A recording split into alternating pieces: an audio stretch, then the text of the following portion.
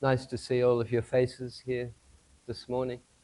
Some faces I can't see because they're covered. Not sure why, but that's okay. Up to you. So let's sit together for a while. Let's just feel the body as it is. Gently close your eyes. Perhaps straighten your spine. Even roll your shoulders up and back and down. Opening up your airway.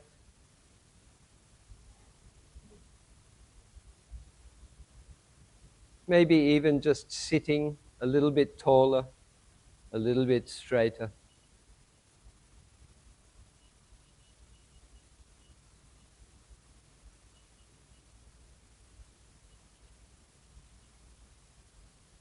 But also relax your body. Just scan through the body, see if there are any points of tension or tightness.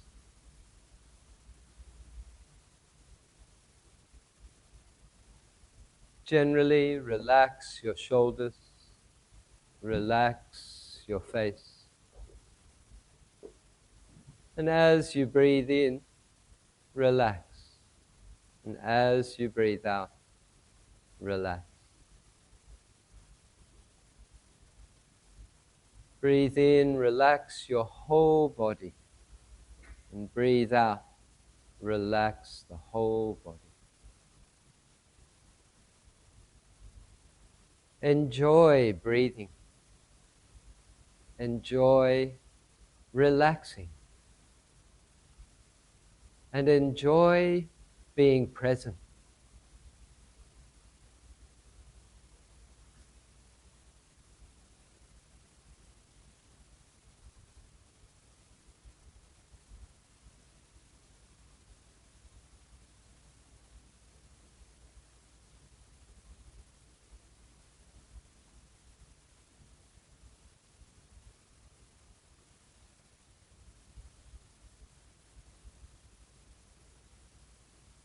We'll try a little breathing experiment.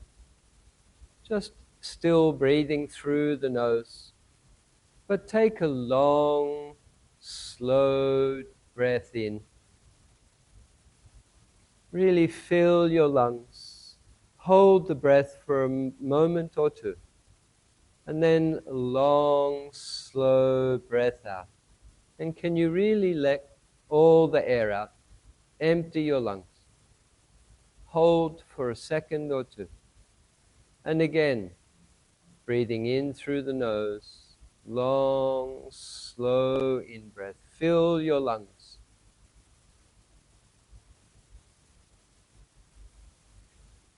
Hold it and then let it out slowly. Find your own rhythm.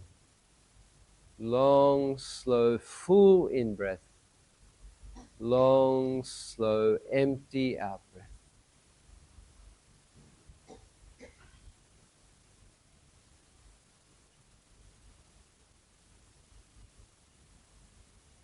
And still relaxing all the way in. Relaxing all the way out. If you need to cough, have a good cough. Enjoy it, let it go.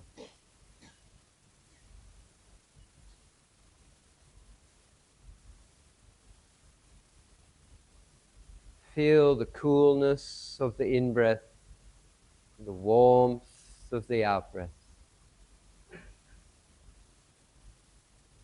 You may notice a little sharpening of your awareness. The mind may feel a little more clear.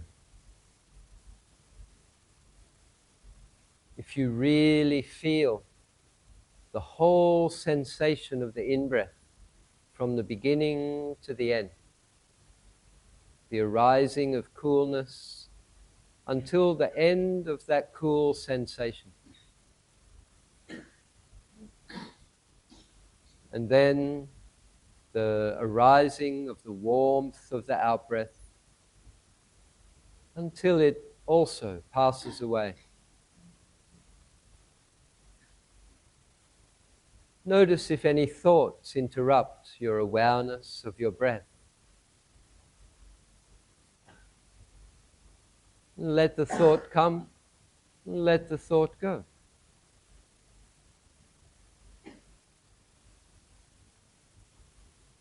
And then just come back to very normal, natural breathing.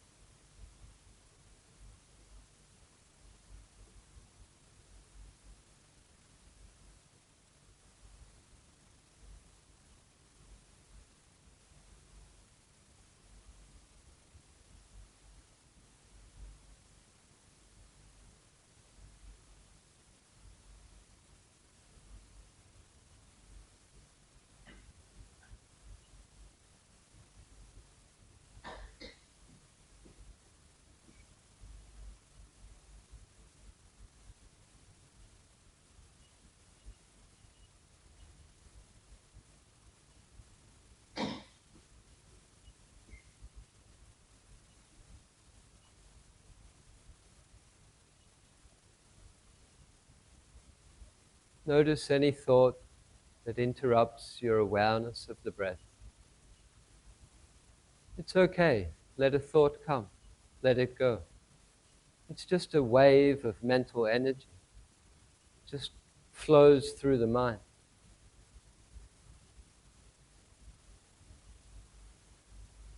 Just like the breath flows into the body, a wave of air into the body, and a wave of air going out of the body.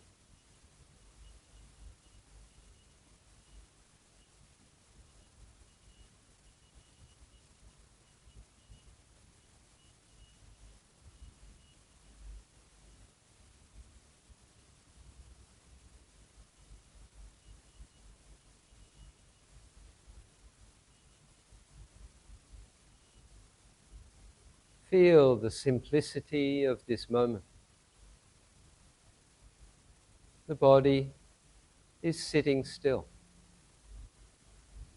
Feel the stillness itself. Not the parts of the body, but just the presence or the essence of stillness itself.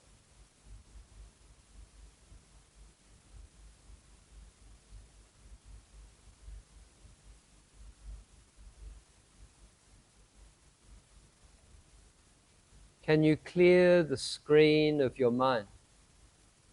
Let go of any mental pictures or images, anything you see. Can you just clear the screen?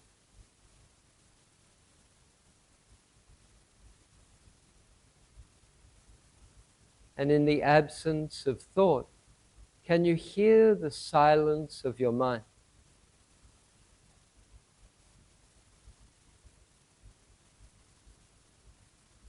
And you may feel a sense of space, spaciousness. In the absence of movement and the intention to move. In the absence of pictures or images in your mind. In the absence of talking or thought. There's a beautiful space. Stillness, silence, and space. Simplicity.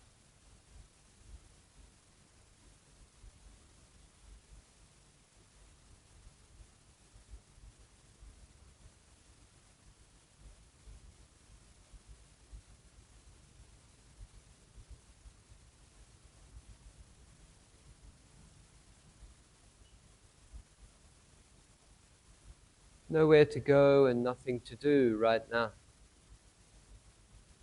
Nothing to lose and nothing to gain. Simply feeling the body and the senses as they are. And the mind, with its clarity and simplicity.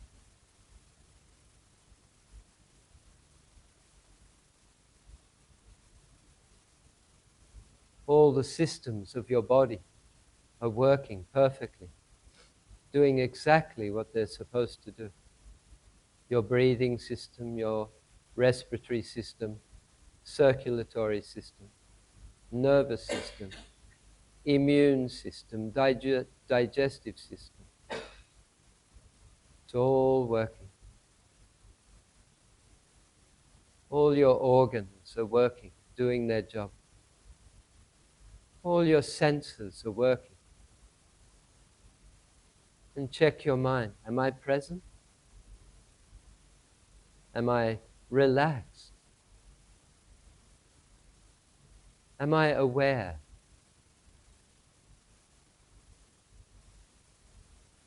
Mind is doing its job. A thought comes and goes. A reaction or mental emotion comes and goes.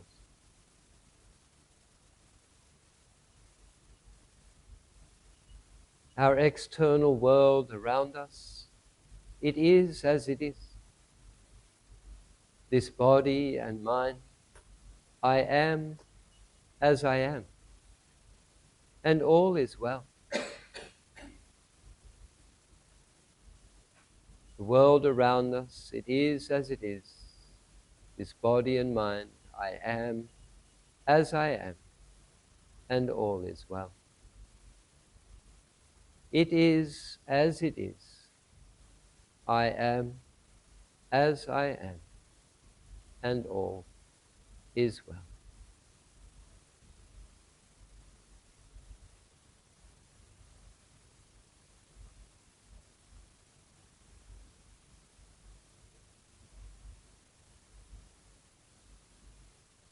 Feel free to stay in that flow if you wish. Feel free to start to move some fingers and toes.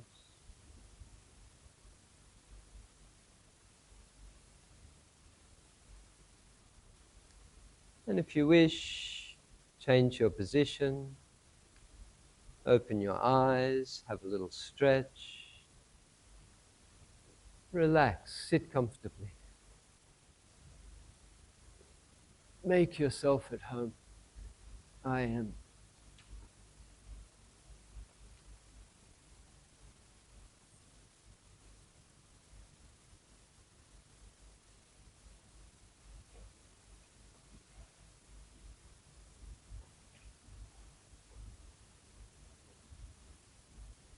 Have a nice stretch, don't be shy. Stretch up, stretch sides, stretch back, up, down.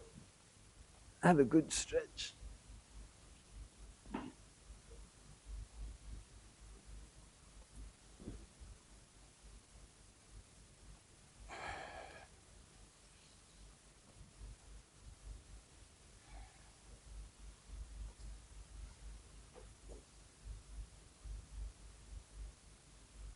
I just gave you a little, what can we call it? Like a little reminder. It's just something that I came to through my own practice at the end of the sitting just now. I developed it before, but it's a nice little reminder that as I sit here now, the external world, no matter where you look or whatever's happening, it is as it is. It's just wherever it is, it's doing whatever it's doing. The whole world exactly is as it is. The plants are growing, the wind's blowing, the sun's shining, all the elements are doing what they're doing. This building is as it is. The external world, for me right now, is just exactly as it is. Isn't it right? Do you feel this? To me, it's like a truth. It's like, it is as it is. And then I check my body and I say, okay, body's sitting, mind is present. Okay, mind, I am, body and mind, I am as I am. By the way, these are really cool little English sentences. It is as it is. 5 words, 2 letters. It is as it is. As far as I know, that's a legitimate English sentence. Okay? It is as it is. And I am as I am. Also 5 words, 2 one-letter words, and 3 two-letter words. I am as I am. Something like that. And then the third one, and all is well. It's hard to believe when somebody says in this world, oh, all is well. But I'm not talking about everything, because of course some things may not be well according to your perception. But in my body and mind now, according to my experience of the world, all is well. Even if I have cancer or something is happening in my body, actually the body's doing its job. Then I let it do its job. Welcome. Lovely to have you up here with me. I'm so happy to have you with me. She's our Qigong Shifu. So, but that's not the topic this morning. The topic is intuition and developing, sharpening intuition through mental cultivation.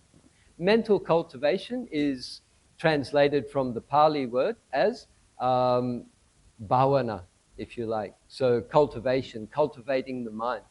I quite like it, developing the mind, just as we would prepare a field and cultivate a field in order to grow food and fruit or vegetables and plants, or even for animals to graze. Cultivating, I like this word, to cultivate our mind, because we spend a lot of time cultivating a lot of other things in the world. We spend a lot of time trying to do things in the world, but we are not necessarily cultivating our mind and developing our mind. That is, even the word I used at the topic today, sharpening. To sharpen your mind.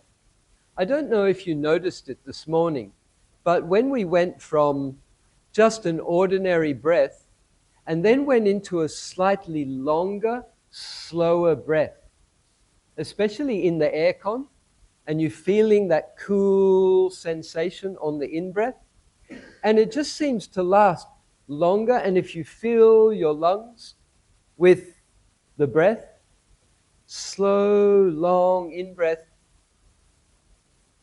and then hold that breath just a second or two, and then a slow, long out-breath, feeling the warmth of the out-breath.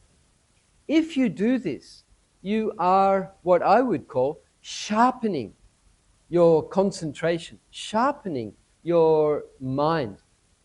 This we should practice every morning if we can, even 5 minutes, 10 minutes, even just a few breaths.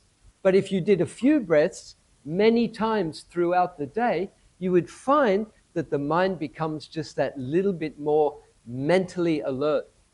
Sometimes all it takes is just 3 breaths to just sharpen your mind.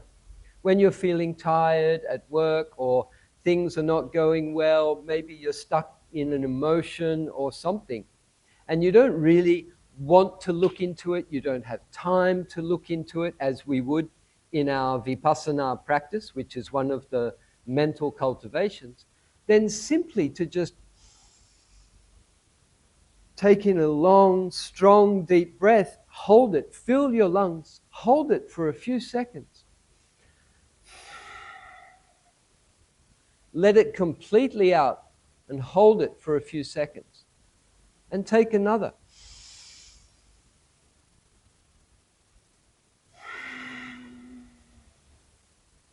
By the time you've done that 3 times, you probably forgot what made you angry, what made you upset, or whatever. And actually, what you're doing is you're changing even your brain. You're giving oxygen to your brain. You are enlivening yourself, waking yourself up, activating yourself. your mind just becomes a little bit more clear. And I think you would agree that we could all do with a little bit more mental clarity, to be a little more sharp. The problem is these days we take coffee, for example, to sharpen our mind, or maybe even drinking tea, or there's lots of other things that you can take these days that will sharpen your mind. But you don't really get benefit from that. Short-term benefit, yes. But are you going to just keep taking coffee every day? And you can see many people are very addicted to coffee. They wake up, they have to have coffee. Actually, better wake up and you do a little bit of meditation. Or do some stretching, do some qigong when you wake up in the morning. Activate your qi, get your natural energy charging. Even you just run on the spot a little bit or do something to activate and energize. Then you don't need coffee to sharpen your mind. Meditation, mental cultivation. Either anapanasati, the mindfulness of breathing, which the Buddha recommended as the beginning of many ways and many different practices, but especially even leading into jhana, leading into absorption concentration. Starts with the mindfulness of breathing. So it's very, very powerful. Vipassana practice also. It works very well when we start with some clarity of mind. Another way you can clear your mind is by doing a little bit of metta practice. It's a very lovely practice, and it will also sharpen your mind. Just even saying to yourself, my little simple metta phrase is, may I be safe, peaceful, and healthy. Healthy? I like it. Helpful. Safe, peaceful, and helpful. Healthy. Safe, peaceful, and healthy. I've condensed this down from what I was taught from my master, Sayadaw U Janika, Chamye Sayadaw, who was under Mahasi Sayadaw. They gave the full 4 sentences of metta. May I be safe from inner and outer harm. May I be happy and peaceful. May I be healthy and strong. May I take care of myself joyfully. So these 4 sentences were my practice for many years, and I believe that it has greatly enhanced my life. It's also a concentration practice. You can use it as a mantra. That's why I shortened it down. May I be safe, peaceful, and healthy. May I be safe, peaceful, and healthy. May I be safe, peaceful, and healthy. If you like, you can use your mala, use your beads, and just pass a bead between your thumb and your forefinger. May I be safe, peaceful, and healthy. May I be safe, peaceful, and healthy. May I be safe, peaceful, and healthy. May I be safe, peaceful, and healthy. May I be safe, peaceful, and healthy. And if you like, and you start to feel that, then after you've gone one round, then you can say it for anybody else. May my boss be safe, peaceful, and healthy. May my boss be safe, peaceful, and healthy. Honestly, you can do that. I'm not just joking. But if you start to do that, or you say it for anyone, maybe someone you're having some problems with, maybe somebody that you're not feeling comfortable about, what you're doing is you're reprogramming your mind. You're reprogramming your own energy, and then you are able to transmit that energy. And you can affect that person. And I mean, we're not doing it to do that intentionally. However, we are affecting the field around us, and we can affect anybody, no matter how far away they are. So this metta practice is also a kind of an intuitive practice. We are not directly trying to manipulate or control anything, but by virtue of practicing metta very purely and very honestly, it affects the field around us. Firstly, it affects your body and definitely your mind. once you get into the zone of metta, then you are even your, I would say, your brain waves change. They've probably measured that. But your mental energy, what you are putting out into the field, and this is quantum terminology, is very beautiful. It's a higher vibration. And then we believe that by sending metta to somebody, even on the other side of the world, it doesn't make any difference how far away they are. You can send metta to a person. Now, maybe they don't just, call you up and say, hey, I got your metta or something like that. That'd be cool if they did that. But we send it with the pure intention that they receive it. As I am safe, peaceful, and healthy, and I feel good. Actually, just check yourself now. Do you feel safe in this place? Yes.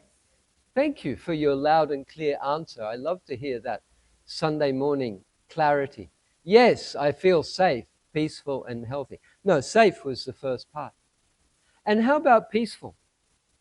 You don't have to be peaceful, but if I check myself, I'm a little bit energized because I'm speaking, but I'm also peaceful.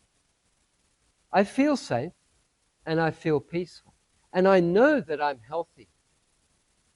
Check yourself. Am I safe, peaceful, and healthy right now? And if you are, feel the energy of that. Feel the beauty of that. You might even reflect how many people around you in your life who actually don't feel this. They don't feel safe. They don't feel peaceful. And they don't feel healthy. So they are not functioning very well. When you're not safe, your mind is in some kind of fear. That means your mind is not clear. That means you can't use your intuition. Well, you could use your instinct, especially if it's strong fear. If you are afraid of something, you'll use your instinct to get away from the danger. Quite frankly, we're not really in danger. Most of our fears are psychological fears. We're not facing tigers or snakes in the jungle, or, we don't have really obvious fears. You might be afraid of your next door neighbor, or you might be afraid of traffic, or, something or somebody or something. But many of these fears are fears that we've built up in our mind. When you find yourself experiencing fear, always check yourself. Is this reality? Because your mind will create many fears that probably have never happened to you and maybe will never happen to you in your entire life. Please check when you feel fear, because fear is one of the major blockages of your mind. Naturally, when your mind is in a fearful state, it doesn't have metta, it doesn't have love, it's not clear, although unless it's in a state of flight, that is fight or flight, and it needs to run away, there may be an exaggerated kind of concentration there, but it could be also agitated. It's not clear. When people are in a real fear, they panic, and then they can make wrong decisions. So our ability to understand fear, which is a blockage to our intuition, to understand fear and to double check, is this necessary? Or even just checking, what am I really afraid of? Usually, the obvious thing that you are afraid of is not the real thing that you're afraid of. There's something deeper, like fear of getting sick, or fear of dying, or fear of not having something. So the initial fear that we experience, something on the surface, may not be the real fear. And ultimately, we are pretty much afraid of dying.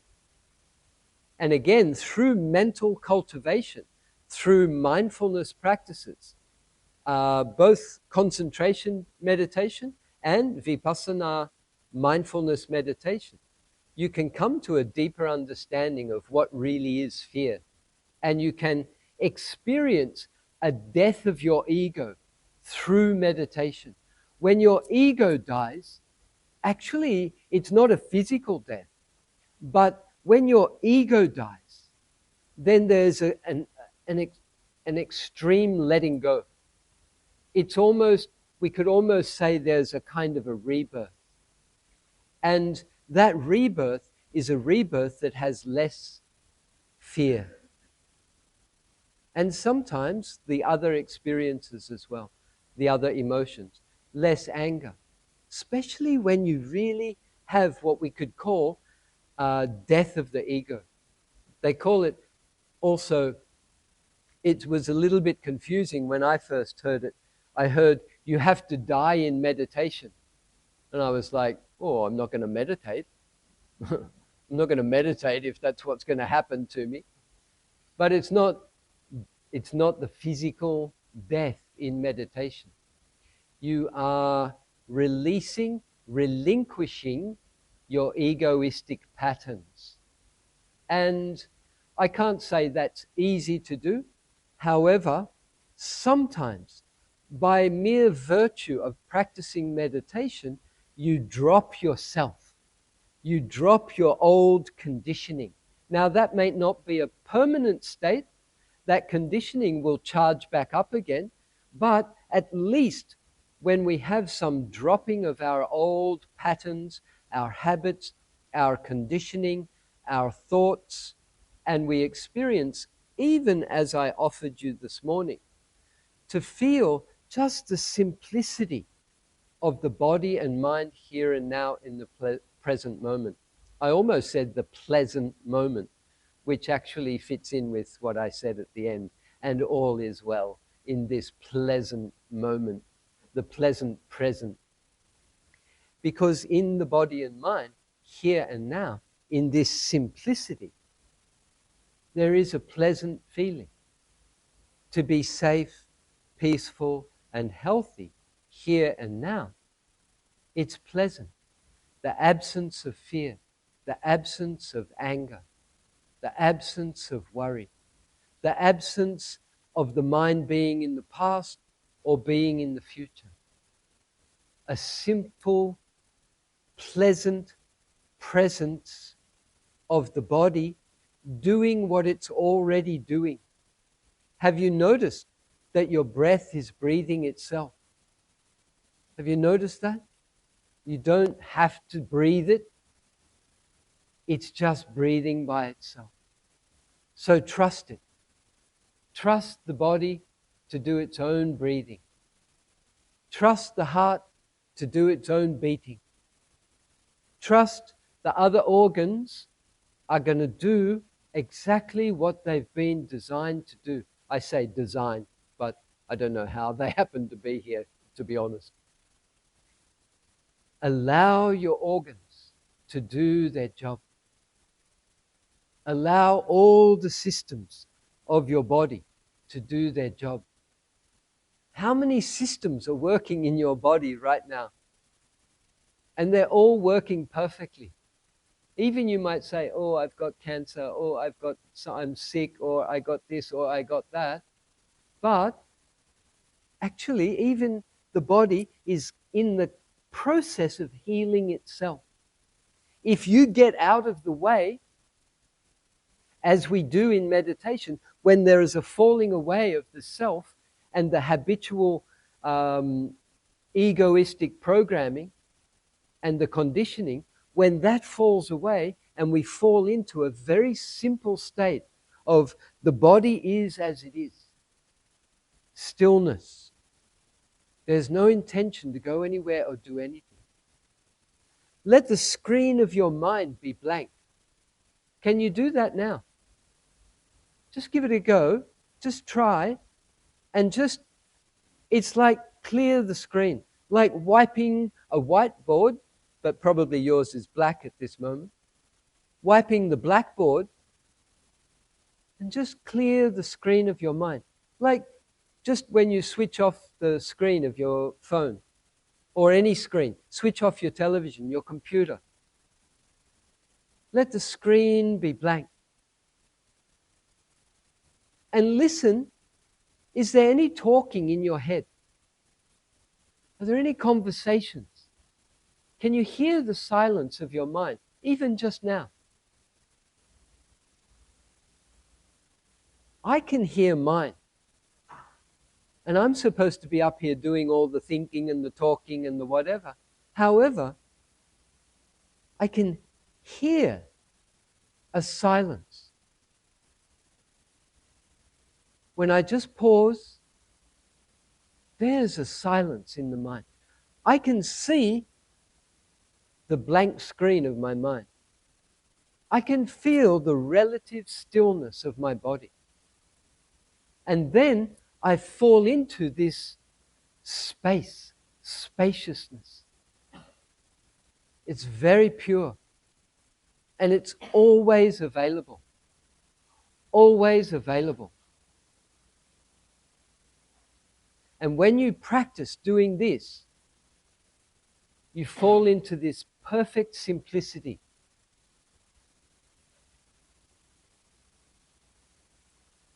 You feel the stillness.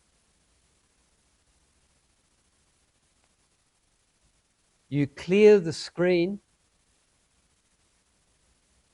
Hear the silence. And experience the spaciousness. And you fall into simplicity. The past is dissolved. The future hasn't happened. The body is as it is. The mind is as it is. If you ask yourself a question in this state, you will get a very pure answer. This is how we can tap into our intuition. When you really need to make a decision about something, bring yourself into this state, even with that question in mind. Somebody says, do you want to go to America? And, the mind goes, yay, America, I want to go to America. And then you go, but wait, do I really want to go to America? And you check yourself. Actually, you're checking your heart. You're checking even, if you like, your algorithms or your biorhythm. In a way, we're checking the body. We're checking for any disturbance in the body. Did you know that your heart has something like 40,000 neurons? Neurons are things that we normally associate with the brain. But your gut has between 100 to 600 million neurons. It's like your gut almost has more neurons than your brain. Your gut is kind of like another brain. That's why when we talk about a gut feeling, when you get butterflies or, you're nervous about something, you feel it in your gut. Or when you fall in love or something, you get that beautiful feeling in your stomach. Sometimes it's beautiful, sometimes it's not. Your gut is actually very intelligent. Not in the sense of thinking words as such, and not so much as in data or information, but through experience. So you can also trust your gut. And your heart. Check your heart. How do I feel about this? If somebody's asking you something, and you're in your head and you're thinking of all the many possibilities that could happen, just come down to your heart and say, how do I feel about this? And can you give yourself a one-word answer? Can you really bring your awareness down to define, how do I feel in my heart right now? Even ask yourself right now, can you give me a one-word description of the state of your heart right now? Would anyone like to share? Shout it out. How do I feel now? Peaceful. Thank you. Relaxed. Calm. It doesn't have to be pretty, because especially now that I've asked you to say something in public, then maybe your heart changed. Maybe you went, oh, am I going to say something? So now how do you feel? So it's not about saying something nice. And it's definitely not about lying to yourself. Because we also do this. Do you do this? Do you lie to yourself sometimes? Do you cover up emotions? Do you say, oh, I'm good, when you're not good? I'm okay, when I'm not okay? You're not feeling well and someone says, are you okay? And you go, yeah, I'm okay.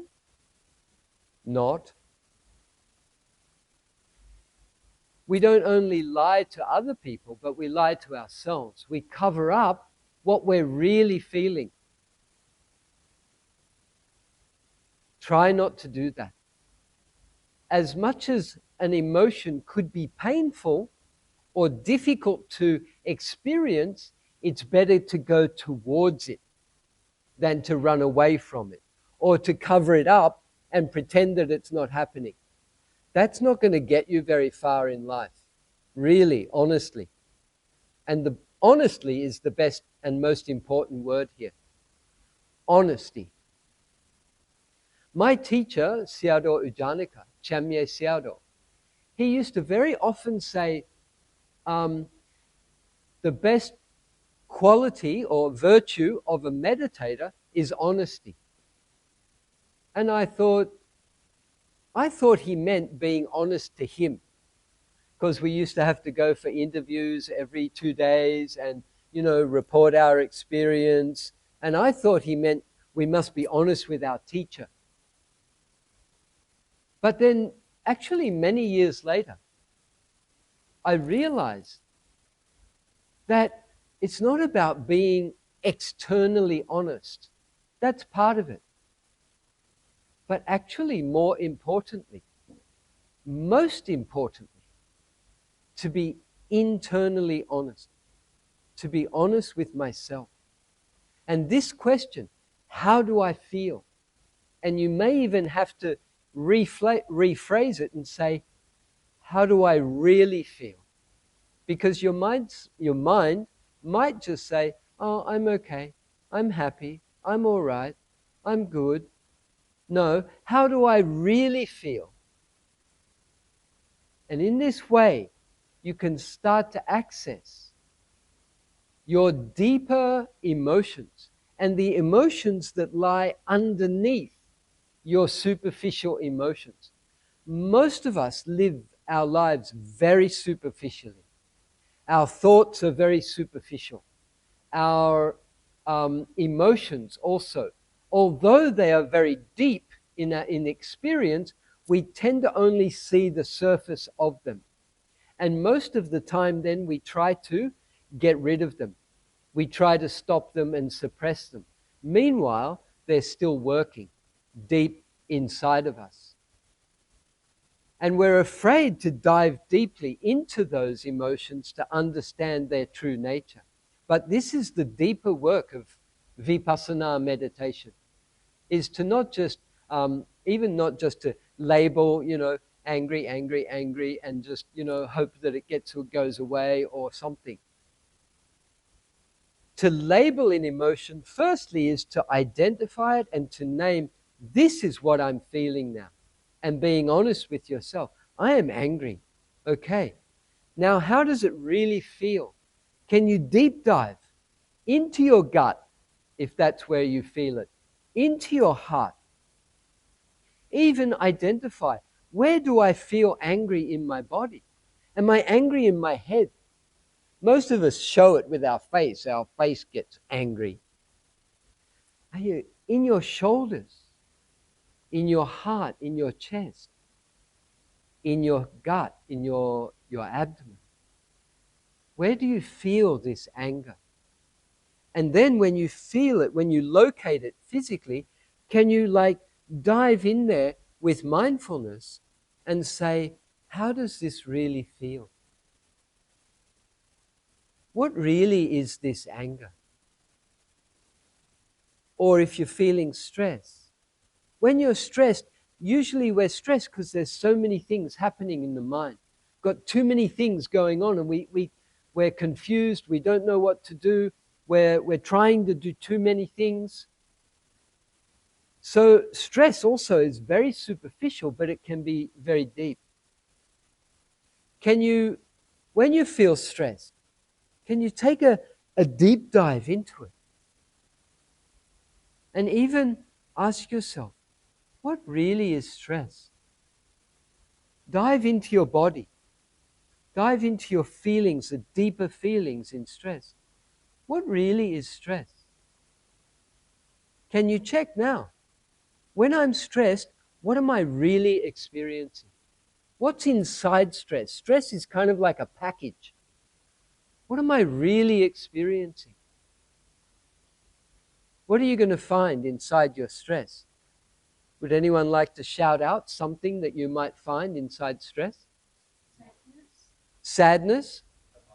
Annoyed? Yeah?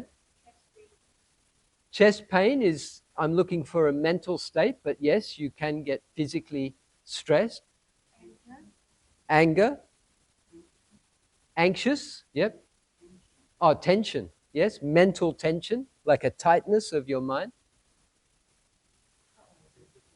Say again? Out of control. Yeah, good. Yeah. Unnecessary noise. Yeah.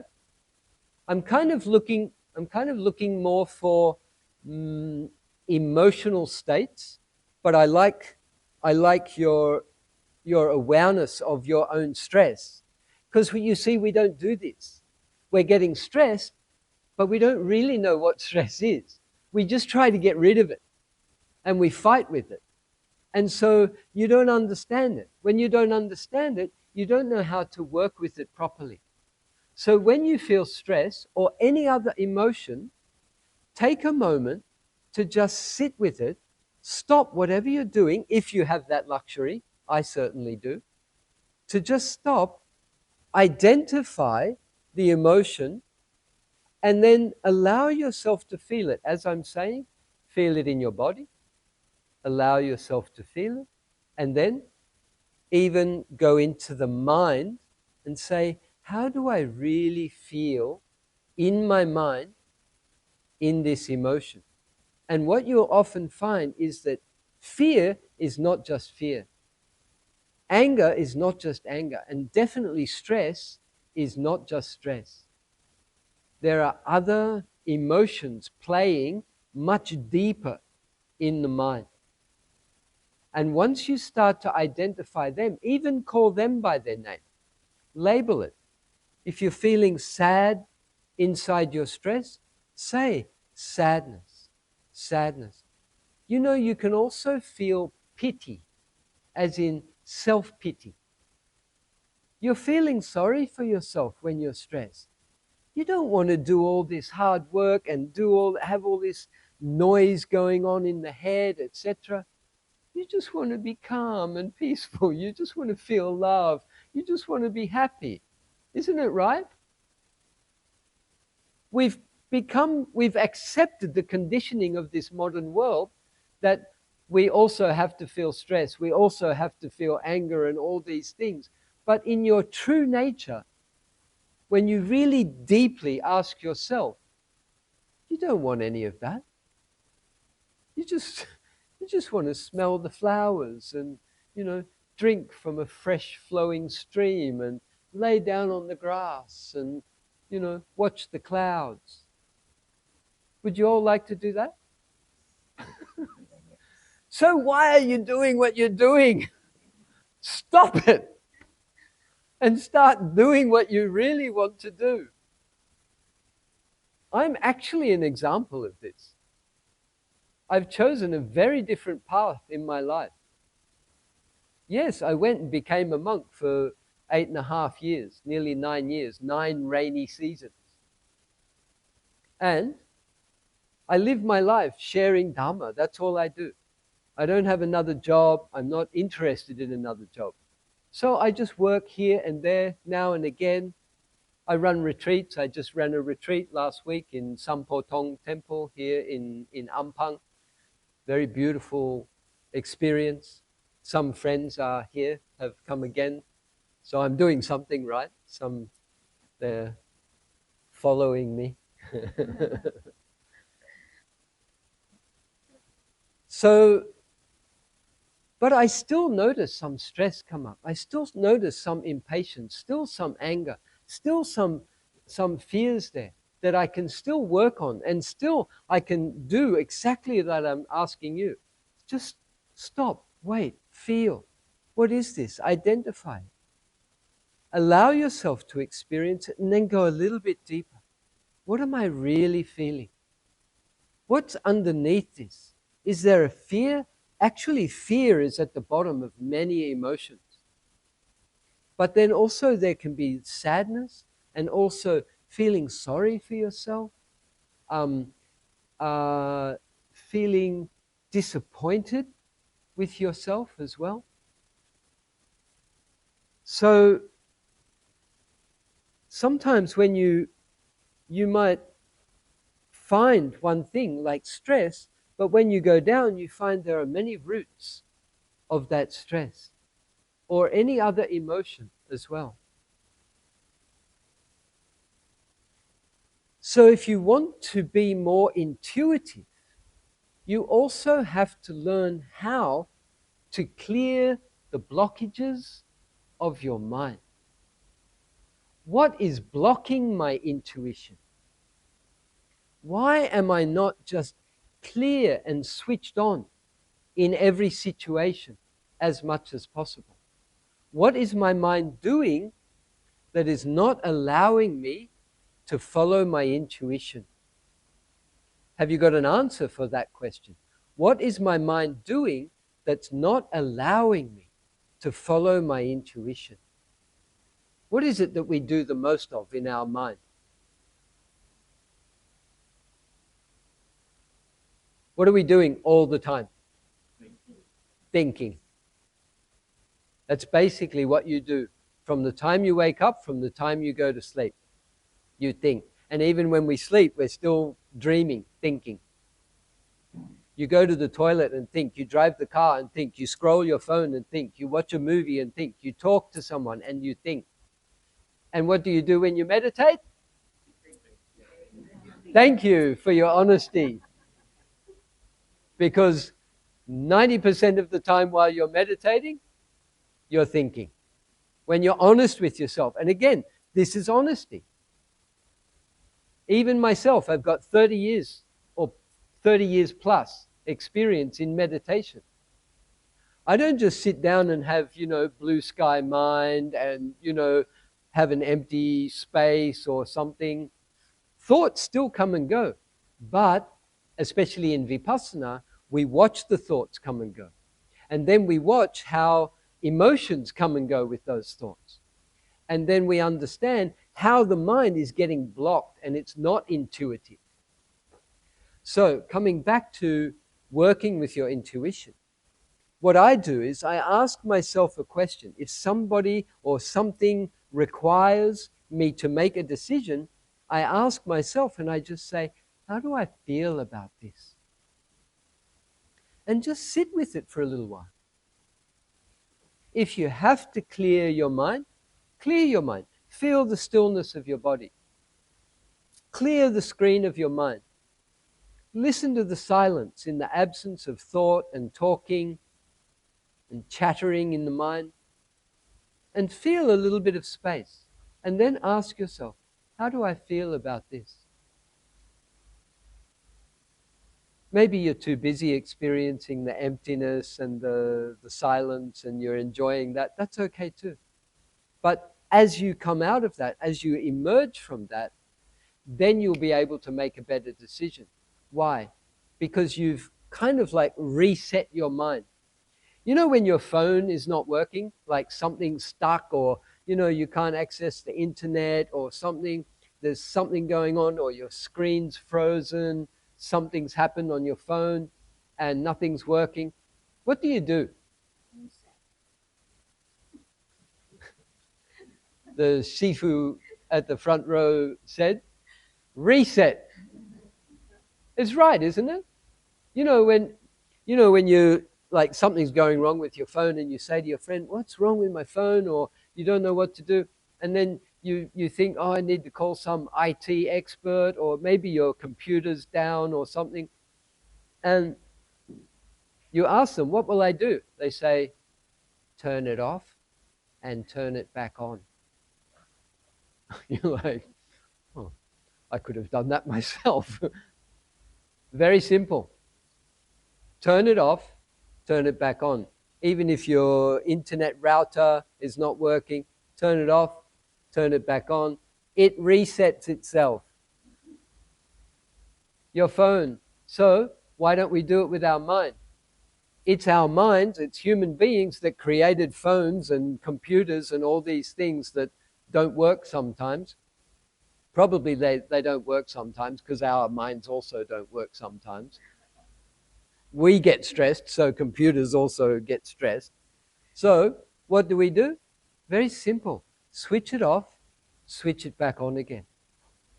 Can you and that's why I said, just take 3 long, strong, deep breaths. And that's also resetting your mind. Or do as I've suggested, if you can. Sit still, feel the stillness, clear the screen of the mind, try and hear the silence of the mind, and then, if possible, feel or connect, access the emptiness, the spaciousness of the mind.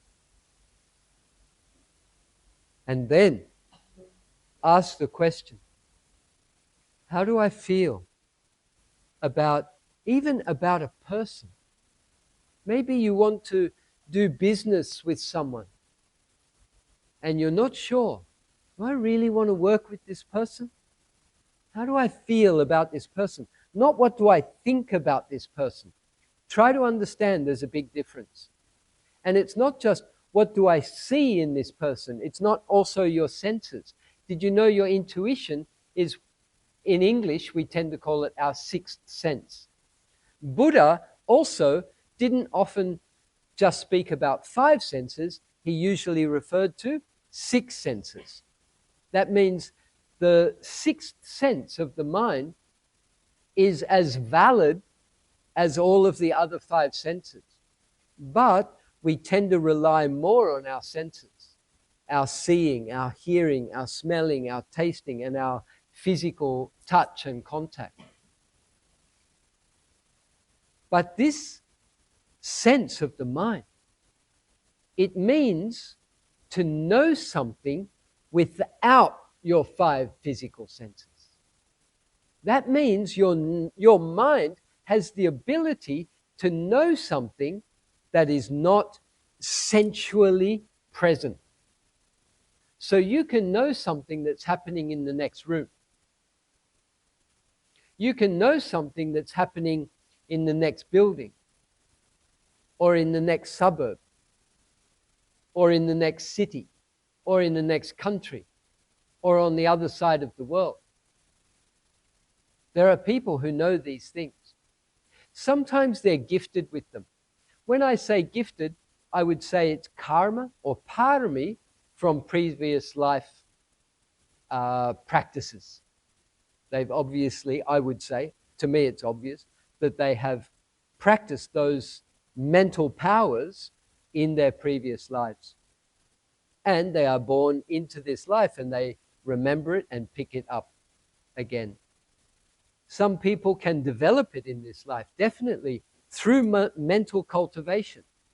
we can sharpen our intuition by practicing, especially by clearing the mind, coming back to its pure nature. We can have better intuition, better connection to our heart, and better understanding of our ability to know something that is not obvious to our 5 physical senses. Even with something simple for myself, like what to eat, when I'm reading a menu, I'm more checking how I feel in my body than just reading the ingredients. I read the ingredients, or I read what is in the dish or whatever, but I'm actually checking, is that what my body needs right now? Sometimes I override that and I just say, I want French fries, you know. Or, you know, I'm going to have a burger. Veggie burger, of course, but, you know. But maybe even somehow there's something that's also telling me, have the fries. Why? Because it's salty. Maybe my body needs a bit more salt. Or, you know, especially pregnant women, those of you who've already had children and you had your cravings, somehow your body was telling you, I need to eat this and I need to eat it now. This is the body. The baby needed something and you also needed something. Sometimes it was just comfort food, which would have been emotional eating. But I believe that when you really become more in tune with your body, you really eat what is needed by your body. So quite often I'm going for green veggies. I really very often just want to eat green veggies. I'll eat them raw or I'll eat them, you know, cooked or something like that. Because I believe, actually, I know that because I'm vegetarian, my iron count is a little bit low. So that there's a desire for iron. And somehow my system knows that green veggies have iron. So there's a natural inclination towards iron and towards green veggies. Now, there's 3 words I want to mention just while I think about it. There is intuition, which I'm talking about. There is instinct, and there is intellect.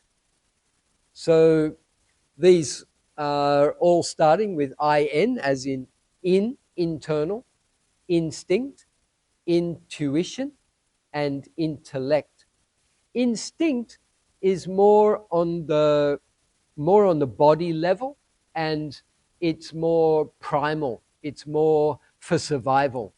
So maybe that's what I'm talking about when I say my body needs some green things to eat. Then it's more of an instinct. So I can feel my body needs that. Just like when you know that your body needs to stretch, or your body needs to walk, or your body needs water, or other things like that. These are instinctive and, let's say, habitual regarding to the body. Intellect is really, I don't want to say the opposite of intuition, but it's kind of like a different department. Intellect is information, and this is how most of us have been brought up. And most of us are living in our intellect. We make decisions based on the information that we've been told, rather than checking our heart, checking our gut, checking my own intuition. How do I really feel about this? So this is how I personally use my intuition. I ask myself, what do I need? How do I feel? And then I follow that. Now, if I follow that and I make a mistake, and I'm putting that in inverted commas, in quotation marks, because I also believe there are no mistakes. Everything is unfolding, I mean, according to, naturally, the law of cause and effect, but it's an unfolding of natural circumstances. There's something in my programming in my karma, if you like, that needs me to have certain experiences so that I will have certain insights so that I will grow. And I trust this. I trust my karma. I trust my parami, and I trust my instinct, my intuition about pretty much everything in my life. Because I know that if I'm in a place and something's happening, I need to have that experience. I also learnt this through meditation. Instead of, especially Vipassana meditation, and you heard me say, you heard Ke Hui say at the beginning that I am the founder of Freestyle Vipassana. It's not a new type of Vipassana, it's actually just Vipassana. But I call it Freestyle because I've done many different styles of Vipassana. Many of you also have done different styles. There's Mahasi Sayadaw, there's Goenka, there's Paok Sayadaw, there's many, even in Myanmar, there's Mogok Sayadaw, and many different types of Vipassana in Myanmar. One thing my teacher always said was the principle of Vipassana is to observe any mental or physical process that's predominant in the present moment, or to observe any mental or physical process in the present moment. It's very simple. It's like basically what's happening now. How do I feel now? What's in this body and mind in the present moment, here and now? It's too easy. It's actually very simple. When I say it's too easy, it's simple. But it's not easy because we get lost in our thoughts and we're caught up in our intellect and run off with our thoughts and our mental conditioning. But when you're able to just come back to even this question again, how do I feel? What's happening now? What am I experiencing now? What's happening in my body? What's happening in my mind? What's my reality here and now? In this way, you are tuning in to your own personal experience in this moment. And I believe you are having this experience because there's something you need to learn from this. And I take this as the principle, actually a principle for life, but also for Vipassana meditation. To just realize and acknowledge I'm having this experience because there's something I need to learn. Excuse me. I need to learn something. That's why I'm here. That's why I'm in this place. You all had some kind of intuition this morning. I'm going to go to BGF. Maybe not to hear my talk and maybe not to hear intuition, but something has brought you here this morning. You had to be here this morning to hear these words, to have this experience. You may not know it, but you had to be. And when you go off today in your life, no matter what happens, maybe you order lunch and it doesn't come on time and you're too late, and then you get angry with the staff because it's like, hey, I didn't get my meal and now I have to go and it's all your fault and I'm hungry and you're all stressed out. You have to have that experience. But if you have that experience with mindfulness, it will be a completely different experience. And in fact, I'd like to think that if you entered into that experience mindfully, that it may not have even happened in that way. We are also affecting the quantum field around us by being mindful. When you enter into any situation more mindful, or with more openness, with more loving kindness, with more acceptance, you change the environment. You are affecting the field around you by the virtue of the quality of your mind. Especially metta is like this. When you enter into a place with metta, loving kindness, with unconditional love for all the beings in that place, everything changes. If you walk in there angry and thinking, I've paid for my stuff, I'm going to get my stuff, where's my stuff, here's my money, whatever, you're already creating a tension and a problem. And of course, that person, those people, the beings there are going to pick up on that energy and they will be defensive. So this is also important. When you soften your mind, when you open your mind, when you walk into a place and you say, I don't know what will happen, anything can happen, let me be present, let me feel, let me experience, then your mind is open and receptive.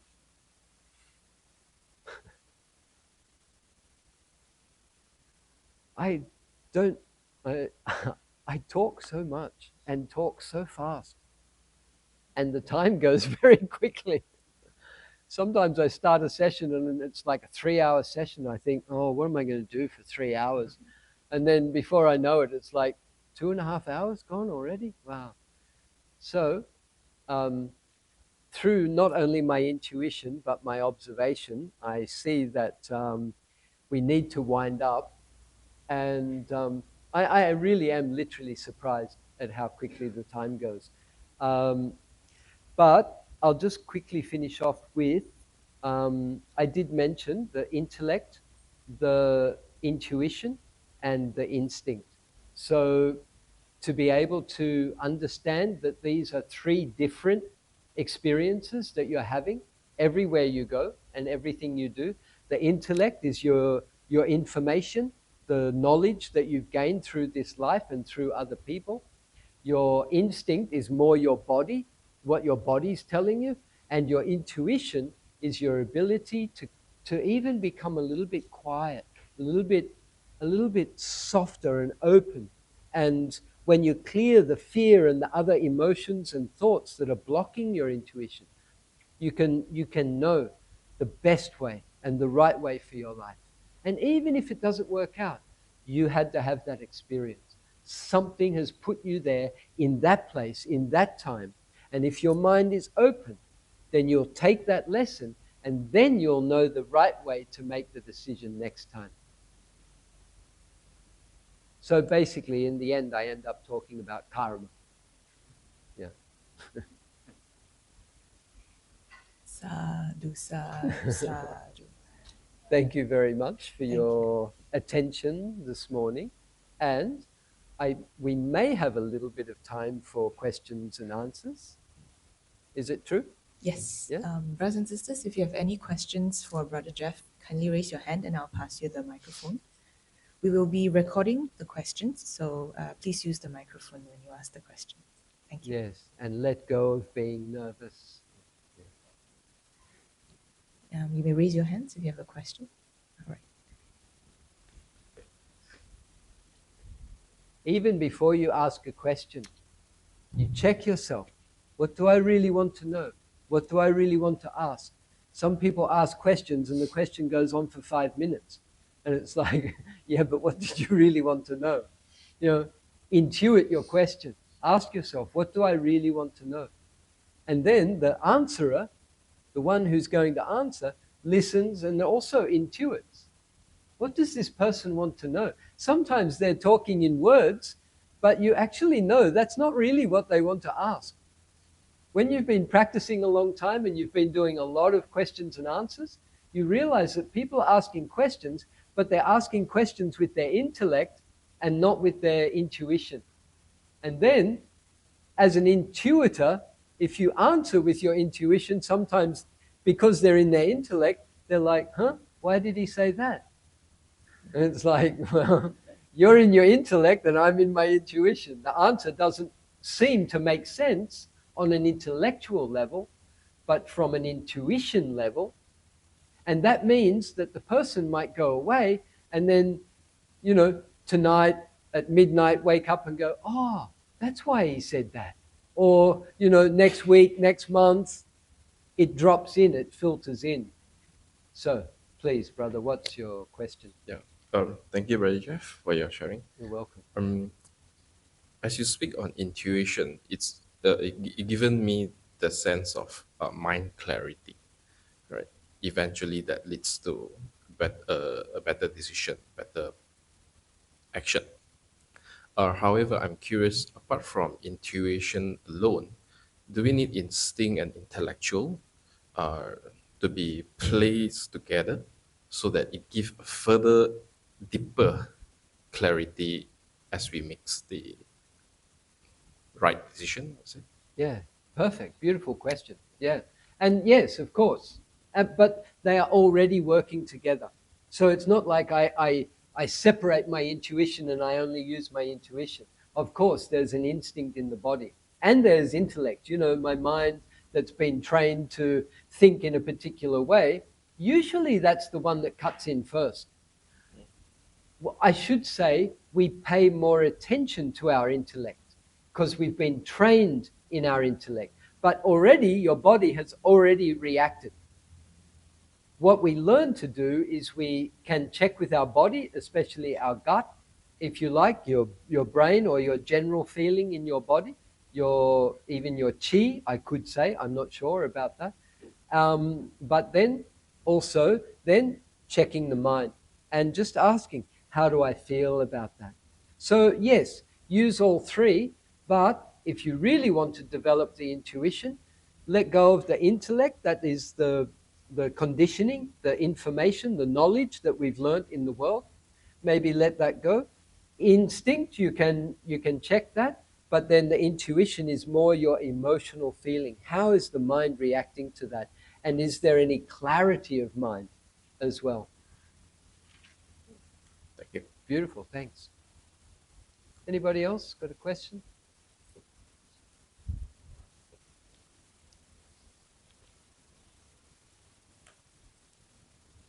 Good. I did a good job. I think if there's no questions, it means I've done a good job. I've kind of basically, intellectually, I've probably like flooded you with information. I'm not sure about intuitively what I've done to you, but you might have picked up something. Yeah. And instinctively, you probably just want to go to the toilet or go for makan. Oh, we've just got a microphone. Yeah. Oh, sorry, there was one. Yeah. Oh, sorry. Oh, I just wish to acknowledge that it's very clear to me this intellect, instinct, and intuition. There's so much clarity for me. I just want to say thank you. Sadhu, sadhu. Thank you. Also, by giving a talk, I also become clearer. This is how I practice in my life. That's why I'm very happy to give talks and interact, because it always makes me use my intuition and become more clear. By the way, you can see I'm not reading notes. I know Ajahn Brahm always says this. He says, I didn't prepare for my talk today, I don't know what I'm going to say. And I thought, yes, Ajahn Brahm, I've also been doing that also for 30 years. It's wonderful. And I trust myself. I can sit here in front of 40 people, different culture. I mean, I'm familiar with your culture. And it is in a Buddhist center. I'm familiar with Buddhist information and terminology. But generally, normally, people would be afraid to sit, especially in a foreign country, amongst a foreign audience, and give a talk. But I don't feel that. So, and I didn't prepare anything today. I came here with my intuition, and I love to give talks on intuition. A prepared talk to me is like whenever you prepared it 2 days ago, 3 days, 1 week ago. Some people are writing speeches, weeks ahead of the thing. How do you know how you're going to feel when you get there? When you look at people's faces, how are you going to feel? What do you want to say? What's going to come out of your heart? So in this way, we can trust ourselves. So that's another big word that I'd love you to take home with you today, is trust. And this is it's one of the biggest words that I'm getting from the teaching that I'm offering at the moment, from my Vipassana retreats, is trust. Trust yourself, trust your intuition, trust whatever you want to call it. Trust the Buddha, the Dhamma, and the Sangha. Trust the teachings. Trust the universe. Trust that everything is already in its perfect flow. Everything is already exactly as it is. Trust it. And when you become one with everything, there's nothing to do. There's no need to be afraid. There's no need to be angry or worried. Thank you, brother. Thank you, Brother Jeff. I have a question. Is the instinct, is that something something is physically, or is a kind of karma imprint? I'm a bit difficult to differentiate between this instinct and intuition. So the instinct is, as I tried to say, is more of a physical thing. So that gut feeling, we could say, is more of an instinct. But the intuition, to me, it's more, it feels a little more like energy in the field, or you pick up on something. So another thing to know whether you're having instinct or whether it's intellect. Intellect uses a lot of thoughts, a lot of words, so, and a lot of concepts. So if your mind's going blah blah blah blah blah blah blah, this is this, oh I should do that, or this is that. That's just your intellect. That's not necessarily the instinct. The instinct is more of a feeling. So it's more of an emotion. And wherever you, or however you feel that. For me, as I said, it's kind of in the field. It's not necessarily in my body, but you can feel an emotion in the body. Some people are very tactile, so they will connect with a physical experience, and then they will know what the emotion is. So, you feel butterflies in the stomach, then you can know what that emotion is. Or you might feel tension in the chest, then you know, like a lady said, the stress is in the chest.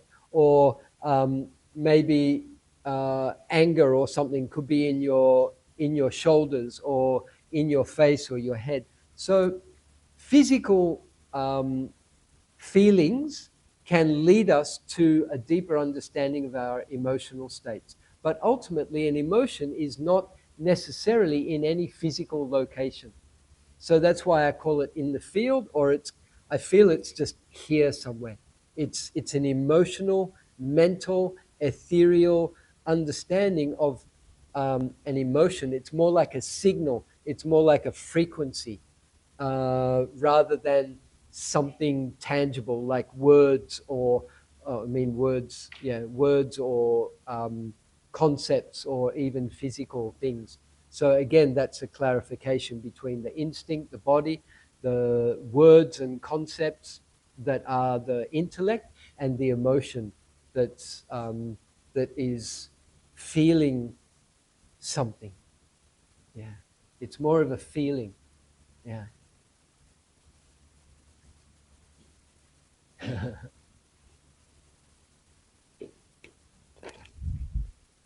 Thank you. Brother Jeff Oliver, from what I understand, by suspending the cognitive, the conceptual part of our thinking, and if we do not have any challenges that threatens our instinct, and by trusting and by we leave a space for the intuition to arise. Is there any specific processes that is involved? Why does that happen when we suspend? Because it's normally the cognitive part of us that that confuses everything. Yes. We tend to intellectualize a lot of things. So by putting it aside and leaving a space for us to be with the intuition, for the emotional, so it's almost like a sense of what is happening, and then you make a judgment based on that basis. Is there any specific process why that is so? Actually, I'm not a scientist myself, but your explanation, as you explained it, I think that actually explained it. It's the fact that we're getting out of the intellectual stuff, we're getting out of the thought patterns, etc. So we're putting the ego aside, and then we are not necessarily, but can use the body as a basis for a kind of a feeling, something to feel, but then it's something in between, that emotional, picking up on the emotion, or as you're also saying, and as I said earlier, to clear the mind, to give space for answers to arise. How it works scientifically, I can't explain it, but it certainly does, it appears to work in that way. And sometimes you could ask a question, having kind of cleared your mind and asked the question, and you become a little bit silent and still, a little bit spacious, but you don't get an answer. Don't worry, because it's also that reset, that the answer might come. Again, it might come at midnight. You wake up in the middle of the night and go, oh, now I know what to do. Or it might come tomorrow or another time. So in that way, don't worry, even just that resetting of the mind, or the opening up and saying, well, how do I really feel about this? I think by doing that, you are letting go of the past, letting go of the future. You're opening up in the present and saying, let me receive an answer. And I believe even if you don't receive an answer, you've already set yourself on a good path anyway. So this is also trusting and believing that by doing good things, by doing mental cultivation, you are already creating a better path for yourself, rather than making decisions in anger, making decisions in fear. And that's another point. If ever you know that you're in an emotion, and you should be aware of this in relationships, if you're angry, don't make a decision. Actually, better just shut up, if I can say the words like that. Be quiet, don't say anything, even leave the room. Come back later when you're not in that emotional state, when you've cleared that emotional state and you feel even a little bit better, and come back and you will find that whatever you have to say will be a lot better. And especially if you can transform the anger into firstly clarity and then upload the metta. When you come back to that conversation, you're going to be talking with love instead of anger and anything else.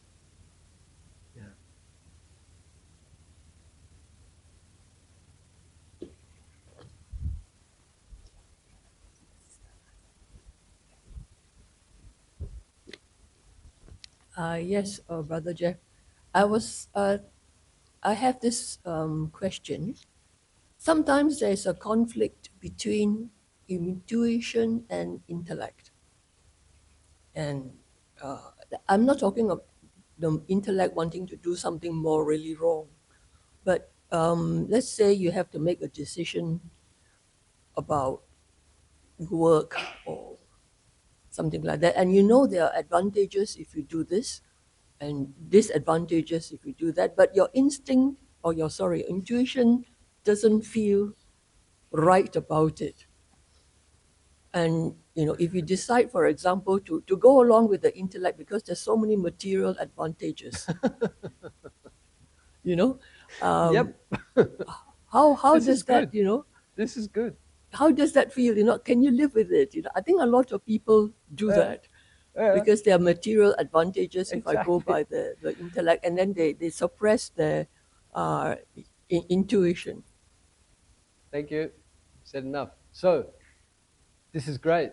So, this topic is actually very, very big, because we're really talking about our decision-making processes. And your decision-making processes is basically your karma. When you say, do, or think anything with intention, then this is actually manifesting your future. So here the question is, intellectually that if I do that, if I make this decision, I'm going to get so many physical advantages. I'll get more money, I'll get more benefits, I'll get more whatever luxuries or something. What is your true nature? What is your true nature? Your true nature is not money and car and house, or getting a better position in the world. Your true nature is spiritual. Your intuition is going to elevate and increase or enhance your spiritual life, your spiritual path. Not necessarily your physical or material path. I would definitely, and I do and have been for maybe 30 plus years, following my spiritual path, my intuition, and not being concerned about how much am I going to get from this and how is that going to place me in the world? Is this going to make me look better? Is this going to give me more things? This is your greedy, selfish ego. This is the lopa, the tanha of the mind, the grasping, the wanting to accumulate and such. That's not actually going to get you anywhere spiritually. And it's not the path to Nibbana. So, but what I want to believe is that when we follow our spiritual intuition, actually the physical things all take care of themselves. You'll have enough food, you'll have a place to stay, you'll have enough money, you'll have good friends and good people and good company. Actually, that is all I do in this world. I go from good place to good place with good people, and I could say beautiful place to beautiful, and I get beautiful food, and I go to beautiful people, and that's how my life unfolds. I was in Dubai for 3 weeks teaching there. It felt like a 5-star, Dhamma tour. It was fantastic. I taught in a wellness center. It's, very luxurious. I had luxurious accommodation, a rooftop spa, not spa, but a swimming pool and a gym. And they had a vegan restaurant. And they said, just, you can eat whatever you want. For a person who lives by donations, and Dhamma speaker, it was kind of like I died and went to heaven. So that was beautiful. But then look at this. I mean, I get to come here, speak with all of you like-minded people. I know I'm going to have a great meal today. And I'm meeting people like you everywhere I go around the world. And when I'm not, I'm with the most beautiful person in the world. Myself. And I'm not beautiful because of how I look. I'm beautiful because of how I think and those 3 things, my instinct, my intuition, and my intellect. So I fully condone and I recommend to follow your intuition and to follow your spiritual path over any kind of physical gains or any worldly and material gains.